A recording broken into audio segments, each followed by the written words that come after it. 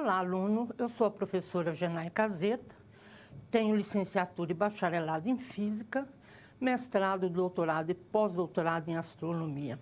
Hoje nós estamos dando início à disciplina Algoritmos e Técnicas de Programação. O intuito é automatizar as tarefas que você tem no dia a dia. Então vamos para os slides. A gente fala muito em tecnologia da informação, né? Nas TICs. Bom, o que seria preciso para trabalhar realmente com essa tecnologia da informação? A tecnologia da informação é um conjunto de todas as atividades e soluções providas por recursos de computação, que visam a produção, o armazenamento, a transmissão, o acesso e a segurança, além do uso, né, das informações. Ou seja, o que a tecnologia da informação faz? Você tem muitos dados na mão e precisa, através desses dados, ter algumas soluções, tomar algumas decisões. Dados não são informações, dados são dados, fatos, né? Eu preciso de informação, que são os dados transformados ou tratados. Voltando aos slides. Bom, programas de computadores são construídos seguindo um conjunto de regras e técnicas bastante específicas. Portanto, nessa era digital que nós estamos, é imprescindível que qualquer profissional, seja de qualquer área, aprenda, né, essas ferramentas de fazer programas de computadores. Dessa forma, você pode contribuir e evoluir em sua área de atuação. Bom, nós temos então que trabalhar com automatização de tarefas através de programas de computadores. Mas primeiro, o que a gente precisa pensar, o que a gente precisa ter antes de chegar e fazer um programa de computador? Lógica de programação. Voltando aos slides, o objetivo principal da lógica de programação, ela vai dar, né, técnicas para resolução de problemas e automatização de tarefas. Ela é a base para o aprendizado de todas as linguagens de programação. Não é uma linguagem, são várias linguagens. Para trabalhar com elas, a gente necessita da lógica de programação. Bom, com a lógica de programação, o que a gente pode alcançar? Voltando para os slides, nós podemos solucionar problemas, podemos organizar estratégias, atingir objetivos, atingir eficiência e eficácia no uso de recursos computacionais. Não é simplesmente ter um recurso computacional. Esse recurso ele tem que ser eficaz e tem que ser eficiente. Isso se chama otimização. Então, para todas as resoluções, todas as soluções que nós achamos para esses programas de computadores, eu sempre tenho que pensar qual é a melhor forma de fazer, qual é a forma mais eficaz, qual é a forma mais eficiente. Voltando para os slides, dados representam o quê? Fatos e não informações. Eu posso falar para você que eu sou professora de física. E aí, a partir deste dado, o que você pode ter como informação, né? Bom, os dados, eles têm que sofrer um processo para ser transformados em informações. Esse processo, quando você vai fazer, né, essa manipulação dos dados, eu preciso saber qual é o objetivo que eu quero alcançar, eu preciso ter conhecimento, seja dos dados, seja da teoria que eu necessito para transformar esses dados em informações. Preciso saber regras, preciso ter diretrizes, preciso saber dos procedimentos, da seleção, da manipulação desses dados. Importantíssimo, principalmente quando se trata de fazer um programa em uma linguagem de programação X. As tarefas têm que estar logicamente relacionadas, ou seja, você precisa ter muito bem desenvolvido, que a gente fala de raciocínio lógico. Você precisa colocar as tarefas em ordem, de forma que elas consigam fazer com que esses dados sejam processados. Essa ordem é uma ordem lógica, de forma que você não pode, bagunçar essa ordem, senão você não chega, não atinge os objetivos. Bom, sobre problemas, princípios de resolução de problemas. Vamos aos slides. O que é um problema? Um problema é descrito especificando o quê? A entrada, que são os dados de entrada, e as condições ou relações que a saída deve satisfazer para uma determinada entrada. Bom, pensa só num problema, resolver uma equação de segundo grau. O que você precisa para resolver uma equação de segundo grau? Primeiro, você precisa de alguns dados. Que dados são esses? Vamos para os slides. Vou escrever aqui ax² mais bx mais c igual a 0. Primeiro, eu preciso do valor de A, do valor de B e do valor de C. Essas seriam as entradas para este problema. Para resolvê-lo, aí, por exemplo, eu posso utilizar a fórmula de Bhaskara, porque eu tenho A, tenho B e tenho C. Qual vai ser a saída? A saída vai ser a raiz dessa equação de segundo grau, ou seja, o valor de x. Então, eu posso dividir muito bem meu problema em entrada, processamento e saída. A saída é informação, a entrada são os dados necessários para conseguir essa informação. Voltando para os slides, então, eu tenho aqui, eu preciso sempre de uma entrada, aqui eu vou transformar meus dados e vou sair com a minha informação. Só que, para isso, eu preciso saber linguagem de computador? É uma boa pergunta. Eu preciso codificar isso em zeros e uns? O computador só entende linguagem binária. Então, você imagina, você entra com os valores de A, B e C, como, por exemplo, números inteiros. O computador vai ter que transformar essa entrada na base binária, todos os cálculos vão ser feitos na base binária, e depois ele tem que transformar da base binária para a decimal para você entender qual é a saída, ou seja, o valor de x. Mas quem faz essa ponte? Essa ponte quem faz é a linguagem de programação. Você não precisa saber codificar em zeros e uns, tá? Nós trabalharemos com uma linguagem de programação. Voltando para os slides, o que é uma instância de um problema? Instância é obtido quando a gente fixa alguns valores de dados de entrada. Por exemplo, eu quero que o A da minha equação de segundo grau seja igual a 1, então eu entro com A igual a 1. Eu quero que o B seja 2 e quero que o C seja também 2. Então, eu estou dando valores para os as minhas variáveis de entrada. Isso já virou uma instância de um problema. Então, eu tinha um problema que era resolver uma equação de segundo grau. A instância agora é quando eu dou valores para A, B e C, de forma que eu posso ter o valor de x.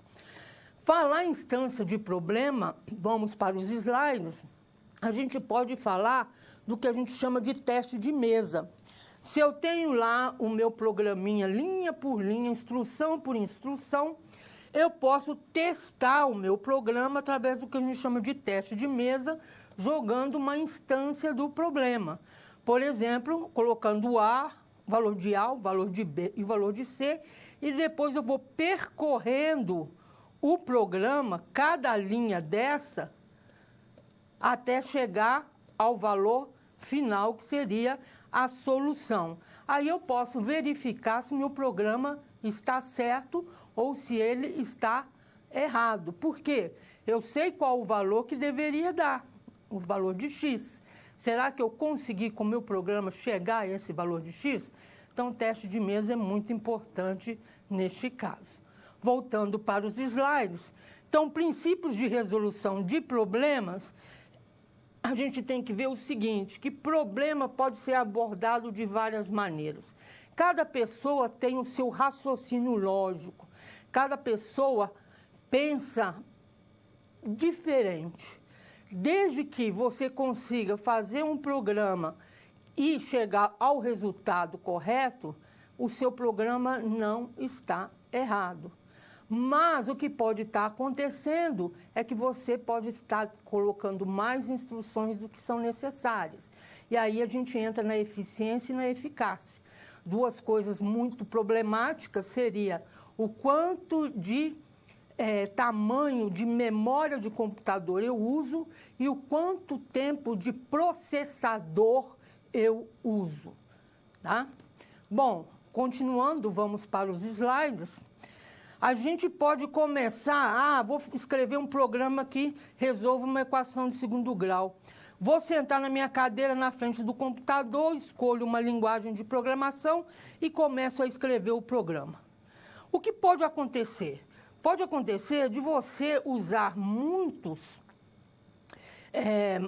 recursos da linguagem que não são necessários. Por exemplo, repetições, ficar repetindo instruções, sendo que, na verdade, você poderia fazer um loop e não repetir toda hora as instruções, ou mesmo fazer blocos no seu programa. O mesmo caso, estrutura de decisões, que você pergunta, quer continuar? Digite um valor que tenha que ser, o A tem que ser diferente de 0, aí eu vejo se ele digitou 0, e essas coisas assim. E as variáveis? Variáveis é no sentido que você mesmo sabe o que é uma variável, um X, um Y, né? Só que, no nosso caso da programação, variável ocupa lugar na memória do computador. É isso que a gente vai ter que pensar toda vez que a gente declarar uma variável. Opa, se eu declarei uma variável, eu estou ocupando um local na memória do computador. Esse local eu não posso ficar com um local muito grande e nem muito pequeno. Então, eu tenho que avaliar esse tipo de coisa. Isso está dentro de eficiência e eficácia. Vamos novamente para os slides. Bom, então, o que pode acontecer? Se você sentar diretamente e começar a programar, o programa, que seria o resultado, ele pode ser totalmente desorganizado. E depois, se você precisar corrigir algum erro nesse programa, vai ser muito difícil você ler, você entender o que você fez e depurar. O que quer dizer depurar? Depurar, no caso da nossa linguagem C, compilar o programa, é pegar o seu código que está na linguagem inglesa e passar para um código executável que está em zeros e uns. Isso é depurar, isso é compilar no caso da linguagem C. Voltando para os slides, então, o que a gente deve fazer? Primeiro, a gente tem que pensar muito bem no problema e já rascunhar uma primeira solução. Depois que eu fiz isso e vi que dá certo, eu vou preocupar com os detalhes do meu programa. E sempre fazendo uma documentação. O que quer dizer uma documentação? É o código escrito, né? Num papel mesmo, ali com todos os comentários, porque se uma outra pessoa, um amigo seu, uma pessoa que trabalha com você, quiser entender o seu programa, ele é capaz de fazer isso, porque ele está totalmente documentado. Quais as características de um bom programador? Raciocínio lógico, capacidade de concentração, tem que ser flexível a outras soluções e a outras ideias, crítico na hora de fazer o seu próprio programa, tem que ser objetivo, criativo, Precisa ter muita calma e muita persistência. Essas são duas características muito importantes para um programador. Aí você vai falar, mas eu não sou um programador. Mas você pode ter, em algum momento, que ajudar alguém a resolver um problema ou mesmo você querer automatizar uma tarefa que você tem que fazer. Bom, nosso ponto muito específico é o que é um algoritmo. É o algoritmo vai fazer com que você percorra um processo de automatização de uma maneira lógica. Vamos ver algumas definições de algoritmo. Algoritmo é um processo sistemático para a resolução de um problema. É um conjunto lógico de operações pré-definidas que resolvam um determinado problema de forma intuitiva.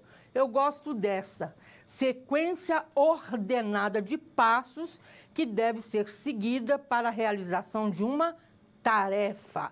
Essa é realmente a mais forte, definição mais completa de algoritmo. Esses algoritmos que nós vamos ver nortearão você a descobrir qual o melhor percurso para solucionar um problema computacional. Bom, o algoritmo, que é uma sequência lógica de passos, pode ser escrita na linguagem natural, esta que eu falo. Então, vamos ver nos slides. Vou começar com o algoritmo não computacional, que é para fazer o arroz. Então, aqui eu vou colocar a sequência dos passos que eu preciso. Olha só, eu preciso primeiro acender o fogo, aí eu vou refogar os temperos, vou colocar o arroz na panela, vou refogar um pouco o arroz, acrescentar água, aí vou abaixar o fogo, esperar o ponto do arroz, desligar o fogo e aí eu vou servir o arroz. Bom, essa é uma maneira de fazer arroz. Pode estar faltando alguns passos que você, na hora de executar essa ação de fazer arroz, precisa colocar. Mas esse é o primeiro rascunho. Depois eu posso pensar em melhorar esse algoritmo. Mas uma coisa que eu quero que você veja é o seguinte, voltando aos slides, a primeira palavra é sempre um verbo, lá, acender, refogar, colocar, refogar, acrescentar, e escrito no nosso português, né, na nossa linguagem natural. Este, então, é um algoritmo não computacional para você fazer o arroz, que se você seguir passo a passo, você consegue. Pode melhorar? Pode, e muito. Voltando aos slides, não existe somente uma forma de realizar um algoritmo. Você pode criar outras formas e sequências para obter o mesmo resultado. Isso vai depender da sua lógica, do seu raciocínio lógico. O que não vai poder fazer é tirar o arroz da panela para servir antes dele ter chegado ao ponto. Ou seja, tem que ser uma sequência ordenada. Misturou alguma coisa, o arroz não vai sair muito bom. Voltando para os slides, então, representação de um algoritmo, eu sempre penso qual vai ser a entrada, entro com os dados, penso no que vai ser o processamento e depois a saída. No caso do arroz, a entrada foram os ingredientes, né? O arroz, os temperos e assim por diante, a água, né? O processamento foi o cozimento do arroz. E a saída? O arroz pronto para ser servido. Então, uma maneira já de começar um algoritmo é pensar em qual que vai ser a entrada, qual vai ser o processamento e qual vai ser a saída. Voltando aos slides, um algoritmo agora computacional escrito na linguagem natural, ou seja, no português. O problema vai ser calcular a média entre dois valores. O que nós vamos pensar? A entrada vai ser esses dois valores. Então, vai incluir os dois valores. O processamento vai ser o cálculo da média através de uma fórmula matemática. E a saída vai ser a própria média. Então, para a gente trabalhar com esse cálculo da média entre dois valores, eu primeiro especifico entrada, processamento e saída, agora eu vou escrever na linguagem natural. Vamos para os slides, sempre começando com o verbo início. Eu tenho que entrar com o primeiro valor, depois entrar com o segundo valor, realizar a soma do primeiro valor com o segundo, realizar a divisão do total dessa soma calculada por 2, armazenar o valor encontrado e mostrar na tela o resultado da média. Então, isso foi um algoritmo na linguagem natural para se conseguir a soma entre dois valores. Voltando para os slides, eu deixei aqui mostrando que, na verdade, eu já poderia calcular a média como sendo a soma do valor 1 mais a soma do valor 2, dividido por 2. Não precisava fazer duas linhas de comando. Bom, esse então é o algoritmo na nossa linguagem natural, como eu falo, mas eu sempre tenho que começar com verbo. Mas que verbo é esse? Eu sempre vou pensar num verbo que vai me aproximar do inglês. Lembre que as linguagens de programação são em inglês. Por exemplo, ler algum dado, read, por exemplo. Imprimir algum dado, print, e assim por diante. Nós podemos fazer os algoritmos em diagramas de bloco, que é um fluxograma, só que ele vai ter lá as partes gráficas que vão estar ligadas com cada um daqueles verbos, né? Entrar, sair, armazenar, calcular e assim por diante. Então, vamos para os slides. O diagrama de blocos é um conjunto de símbolos gráficos. Cada um vai representar uma ação bem específica que deverá ser executada. Ela determina o diagrama de blocos determina a linha de raciocínio utilizada pelo programador para resolver o problema. Os símbolos são padronizados pelo Instituto Norte-Americano de Padronização.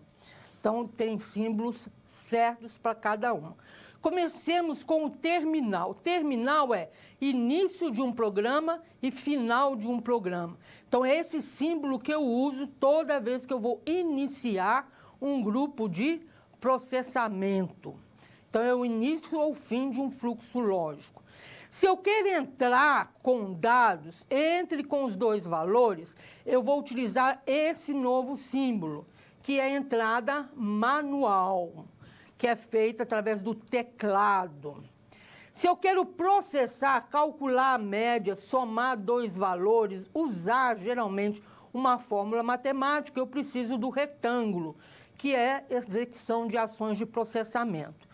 Se eu preciso decidir alguma coisa, por exemplo, eu calculei a média, eu quero saber se o aluno foi aprovado ou não foi aprovado por uma média. Por exemplo, então eu vou perguntar, olha, se a média for maior ou igual a 6, então o aluno está aprovado. Se não, o aluno está reprovado. E assim por diante. É esse símbolo, voltando para os slides. Toda vez que tiver esse símbolo, quer dizer uma decisão a ser tomada. Eu posso fazer vários bloquinhos para calcular coisas diferentes, são chamadas de subrotinas, e aí eu uso esse símbolo que parece que é, né, um retângulo, mas ele tem, na verdade, a soma de 3 retângulos, né? Se eu quero exibir o dado, mostrar o dado, imprimir o dado, é este símbolo. É um símbolo que vai falar que a exibição vai ser na tela do computador. Preparação para um loop. Toda vez que eu tiver várias, por exemplo, vou calcular o fatorial, eu tenho que ficar multiplicando números, 5 vezes 4 vezes 3, eu posso fazer um looping para fazer isso. E se eu souber quantas vezes eu vou repetir essa instrução, este é o meu símbolo. Voltando então para os slides, este é o símbolo de um loop que a gente chama loop determinístico. Muitas vezes eu vou fazer um diagrama de blocos e ele não vai caber numa folha. Eu vou precisar passar para outra. Para isso, eu preciso de conectores que me mostrem, na hora que eu estou lendo o diagrama de bloco, ó, esse conector aqui está mostrando que tem continuação do diagrama de bloco em outra folha.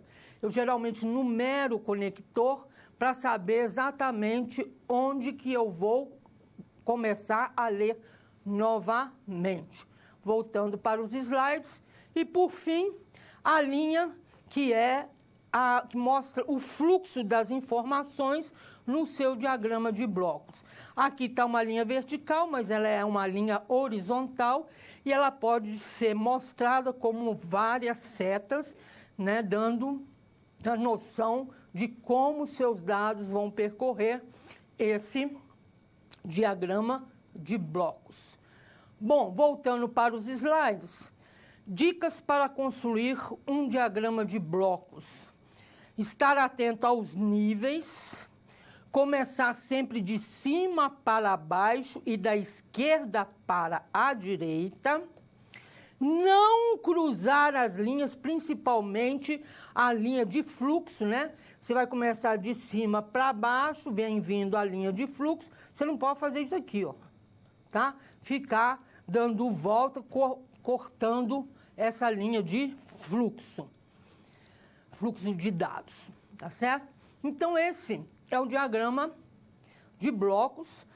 Ele tem símbolos específicos para cada um dos comandos: exibição, entrada, processamento, subrotina, início de programa, final de programa. A gente faz como esse diagrama? Primeiro, eu traço um algoritmo em linguagem natural, de preferência, e depois, baseado neste algoritmo, eu vou colocando, de acordo com o verbo que eu coloquei lá, eu vou procurando qual é o símbolo que vai significar aquele verbo que eu coloquei. Um passo que a gente pode fazer no algoritmo é escrever um algoritmo em pseudocódigo. O que é pseudocódigo? Também chamado de Portugal. Como é que é esse Portugal? Vamos para os slides. É uma ferramenta que pode auxiliar a programação. Ela pode ser feita, esse pseudocódigo, como um diagrama de blocos, pode ser feito para qualquer linguagem de programação. O pseudocódigo ele pode ser escrito em palavras similares ao inglês ou ao português. Como eu vou dar um exemplo. Entrar com o dado A. Entrar com os dados A, B e C para resolver a equação do segundo grau. Você pode usar entrar ou você pode usar uma palavra similar em inglês. Geralmente, a gente sempre pensa na linguagem que a linguagem de programação é toda escrita em inglês. Ah, não, mas eu quero continuar escrevendo em português. Sim, mas procure palavras muito próximas ao inglês, que é fácil de tradução. Voltando para os slides. Regras básicas, primeiro você tem que escolher um nome. Você viu que esse é o primeiro passo. Como é que eu poderia colocar o nome de um programa de equação de segundo grau? Resolução de equações de segundo grau. Isso, é colocar um nome, tá certo? Depois que você escolher o nome, aí vai vir o início do programa. Então, aquele terminal lá no diagrama de blocos, você vai começar agora início no português estruturado. Então, início, vamos para os slides. Aí vem uma seção importantíssima, que você vai avaliar quais as variáveis que você precisa. E os tipos de variáveis. Então, quais variáveis você precisa para resolver uma equação de segundo grau? A variável A, a variável B, a variável C. Essas variáveis A, B e C, elas não vão ser modificadas durante o processamento. Então, elas são vistas como constantes. Mas tem um tipo real, tem um tipo inteiro, né? Então, a gente precisa pensar nelas. Depois, eu preciso pensar naquela que vai ser o meu resultado, a variável x. A variável x vai ser modificada durante o processamento. E é lógico, vai depender de A, de B e de C. Então, para uma equação de segundo grau, eu preciso de 4 variáveis, sendo que 3 serão constantes, não serão modificadas quando ocorre o processamento, ou seja, o cálculo do x, e o x que vai ser calculado no processamento do problema. Voltando aos slides, depois que você viu as variáveis, você passa para descrever de forma clara o que será armazenado. Verificar se as instruções que você vai colocar para resolver o problema, elas fazem sentido e estão numa sequência lógica correta. Pode fazer isso utilizando um teste de mesa. E vai avaliar o resultado para ver se está correto. E finalizar o algoritmo com a palavra fim. Então, começou o algoritmo, início vem depois do nome do algoritmo, e depois que você fizer tudo, é o fim. Voltando para os slides, essa parte de avaliar variáveis e dizer qual é o tipo das variáveis é uma coisa a mais do que um diagrama de blocos traz. Por exemplo, um diagrama de blocos não traz as variáveis. Voltando então para os slides, nós vamos agora ver uma situação-problema. Que situação-problema será essa? Você vai se imaginar trabalhando numa empresa de tecnologia da informação. Você sabe programar na linguagem C, só que o seu coordenador lá da sua seção te deu alguns estagiários que não sabem nada de programação de computadores. Então, você vai ter que fazer o quê? Ensiná-los através de alguns probleminhas que uma instituição de ensino vai lhe pedir, na verdade, pedir para o seu chefe, ele vai passar para você e você vai ter que resolver ensinando o seu estagiário a resolver esses problemas. Voltando então para os slides, o foco principal dessa empresa é desenvolvimento de software, programas de computador para instituições de ensino. Ela quer contratar os estagiários, mas você vai ter que treinar esses estagiários antes deles serem contratados. Qual vai ser sua primeira atividade? Construir um algoritmo para cadastrar as notas bimestrais de um aluno, somente um aluno, ou seja, a nota do primeiro bimestre e a nota do segundo bimestre, vai calcular a média semestral de acordo com essas notas e vai mostrar o resultado na tela do computador. Você vai entrar com 2 notas bimestrais pelo teclado e aí o computador, o seu programa vai mostrar para o computador como ele deve calcular essa média semestral e depois vai mostrar o resultado na tela do computador. Esse algoritmo deverá ser feito em diagrama de blocos e também em pseudocódigo. Então, vamos fazer o programa de calcular a média entre 2 valores, utilizando o recurso de diagrama de blocos e depois o recurso de pseudocódigo. Voltando para os slides, para fazer isso eu preciso entrar com a nota B1 e com a nota B2. O processamento vai ser o cálculo da média. Eu posso fazer primeiro a soma de B1 com B2 e depois calcular a média, pegando essa soma e dividindo por 2. E aí a saída vai ser a média calculada. Vou fazer em diagrama de blocos e fazer em pseudocódigo. Vamos para a câmara de documentos. Então, aqui está, primeiro vamos passar pelo diagrama de blocos. Me dá um instantinho só. Pronto. O diagrama de blocos está aqui. Começo com o terminal início e termino com o terminal fim.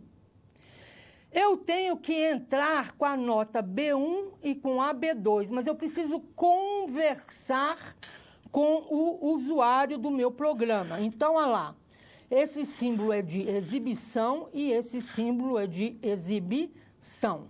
Vai mostrar lá na tela, digite a nota B1. Aí o usuário sabe, eu vou ter que digitar a nota B1. Digitou, eu tenho que ler o que foi digitado e armazenar o que foi digitado em uma variável. Eu chamei essa variável de B1. Tem que chamar de B1? Não necessariamente, tá? Bom, ele digitou a nota B1, eu li e armazenei no computador. Agora eu vou pedir para ele digitar a nota B2. Vou ler o que foi digitado e vou armazenar na memória do computador. Tendo na memória B1 e B2, eu posso fazer o processamento, soma, recebe, não é igual, em algoritmo a gente não usa igual. Porque aqui está falando assim, você vai pegar B1, vai somar com B2 e vai atribuir essa soma que você fez a uma variável que eu chamei de soma. Então, esse é um processamento. O outro processamento, você vai pegar o que você calculou de soma, vai dividir por 2 e vai atribuir a variável média. Isso fica lá dentro do computador, tá? Uma vez que eu tenho calculado a média, eu posso imprimir a média na minha tela de computador. Então, vê bem os símbolos de imprimir na tela e os símbolos de ler o que foi dado na tela, foi escrito na tela, e o símbolo de processar os dados, tornando-os como uma informação. Isso é diagrama de blocos. E o português estruturado ou Portugal? Eu pus aqui um nome, cálculo da média. Essa seção VAR, o VAR quer dizer variáveis. Então, eu vou falar para eles quais as variáveis que eu vou utilizar e de que tipo são elas. Todas elas serão do tipo real e elas chamarão B1, B2, soma e média. Tem que estar de acordo com o que você escreveu no português estruturado. Bom, agora início e depois final do programa. Primeiro, escreva na tela, escreva o quê? Digite a nota B1. Veja que é o comando escreva, abriu, fechou, parênteses e colocou um ponto e vírgula no final. Tem que ser assim. E o que você quiser que seja escrito na tela tem que vir entre aspas duplas. Então, olha lá, digite a nota B1 entre aspas duplas. Já o leia, você está lendo uma variável e armazenando o valor numa variável. Então, é leia B1 só. Aqui, escrever, ler e armazenar. Você não precisa falar para ele armazenar. Quando você falou leia, ele já armazena porque você deixou espaço aqui em cima. Olha lá, soma, média, e aqui vai escrever na tela a média do aluno e vai escrever o valor que está na variável média. Então, toda vez que você for escrever ou ler uma variável, você não precisa colocar aspas duplas. Agora, quando você quer que uma mensagem seja escrita, tem que ter aspas duplas. Todo final de instrução tem que ter o ponto e vírgula. Nós vamos precisar muito de tomar esse cuidado, porque senão a gente não vai conseguir gerar o código executável. Essa foi nossa primeira aula sobre algoritmos em linguagem natural, diagrama de blocos e português estruturado. Até a próxima!